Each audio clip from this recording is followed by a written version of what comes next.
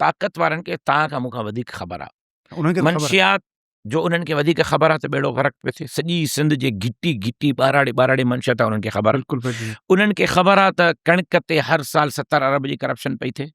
उन्हनि खे ख़बर आहे त हथियार किथां पियो अचे, कहिड़े वॾेरे जे ज़ेर असर धाड़ेल आहिनि, कहिड़े वॾेरे जे ज़ेर असर क़बाइली जरगा आहिनि, कहिड़े वॾेरे जे ज़ेर असर फ़ैसिले जी चाबी आहे, कहिड़ो वॾोरो फ़ैसिला नथो कराए, कहिड़ो वॾेरो फ़ैसिला कराए थो। उन्हनि खे ख़बर आहे त कहिड़ो MPA वज़ीर नाहे ऐं वज़ीर न हुजण जे बावजूदु केतिरो डिपार्टमेंट्स हलाए थो।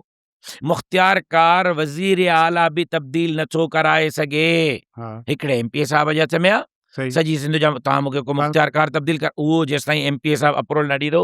ऐं पोइ माशाअल्लाह सां उन्हनि जूं मिल्कियतूं, उन्हनि जा घर, उन्हनि जा बंगला, उन्हनि जा बैंक बैलेंस। हाणे त हाल इहो आहे त पहिरियों पैसनि जी ॾेती लेती कंदा हज़ारनि में, पोइ कयूं लखनि में, पोइ कयूं करोड़नि में।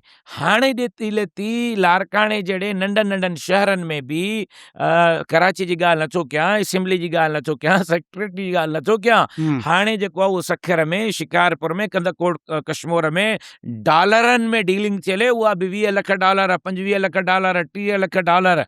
सो इहे सभु शयूं तव्हां खां मूंखां वधीक इदारनि खे ख़बर आहे। इदारा जेकॾहिं वाकई मुल्क सां ख़ैर ख़्वाह आहिनि, इदारा वाकई अवाम सां ख़ैर ख़्वाह आहिनि, इदारा वाकई सिंध खे मज़बूत चाहिनि था, इदारा वाकई करप्शन खां सिंध पाक ॾिसणु चाहिनि था, मंशियात खां पाक ॾिसणु चाहिनि था, 60 लख ॿार जेका तालीम खां महरूम आहिनि उनखे स्कूल में तालीम ॾियारणु चाहिनि था, जेकॾहिं वाकई इदारा हैदराबाद जहिड़ी सिविल हॉस्पिटल आहे, हैदराबाद जहिड़ी MRI मशीन कोन्हे।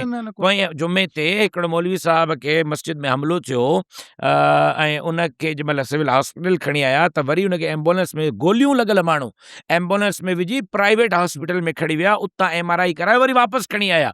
इहे सभु शयूं तव्हां खां मूंखां वधीक इदारनि खे ख़बर आहिनि।